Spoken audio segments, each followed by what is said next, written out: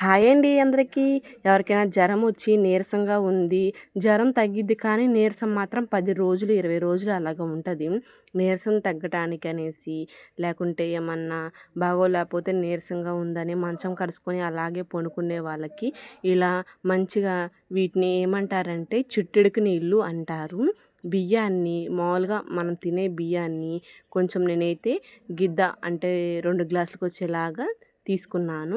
అంటే అప్పుడు బియ్యం మనం ఒక గిద్ద లేకపోతే గ్లాస్‌లో సగం పోసేసుకొని చక్కగా ఒక కళాయిలో పెట్టుకొని కళాయిలో బియ్యం పోసేసుకొని చక్కగా సిమ్‌లో పెట్టేసుకొని వేయించుకోవాలి.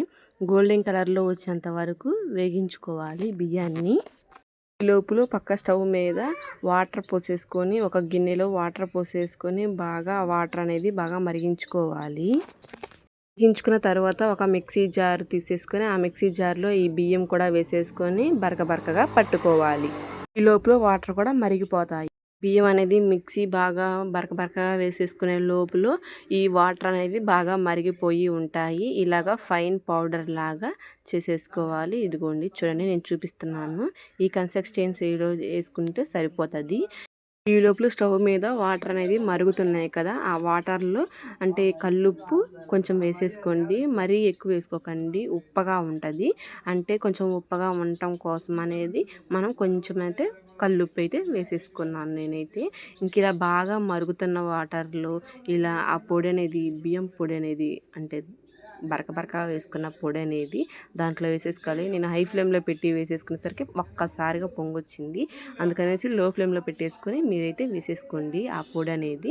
ఇలా వేసేసుకొని ఇంకా ఒక 10 మినిట్స్ లో ఫ్లేమ్లో హై ఫ్లేమ్లో బాగా ఉడికించుకున్నట్లయితే బాగా అన్నం అనేది అంటే ఆ బియ్యం అనేది మంచిగా ఉడికిపోతూ ఉంటాయి. మంచిగా ఉడికిపోయాక థిక్గా కొంచెం మరీ జారుడుగా కాకుండా ఇంత జారుడుగా కాకుండా మరీ కొంచెం థిక్గా అనేది వస్తుంది. ఇలాగా చేసుకొని తాగితే బాగా మంచి హెల్తీగా ఉంటాము. మరి నీరసం ఏమన్నా ఉన్నా కానీ మంచిగా తగ్గుద్ది. అందుకనేసి ఫీవర్ ఏమన్నా ఉన్నా కానీ మంచిగా జ్వరంకి నీరసానికి అన్నిటికీ పనిచేస్తుంది ఇదైతే ఈ చిట్టుడికి నీళ్ళు అనేది. మా అత్తయ్యకి అయితే ఈ మధ్య గ్యాస్ ఎక్కువయ్యి హాస్పిటల్కి తీసుకెళ్ళి చూపిస్తే సెలైన్లు అవన్నీ పెట్టేసరికి ఇంటికి వచ్చిన కాంచి బాగా నీరసంగా ఉంటుంది అనేసి 2 డేస్ చూశాను. ఆ నీరసం అయితే తగ్గలేదు. సరేలే అనేసి చిట్టుడికి నీళ్ళు అయితే చేద్దాము అనేసి చేసి ఇచ్చేసాను.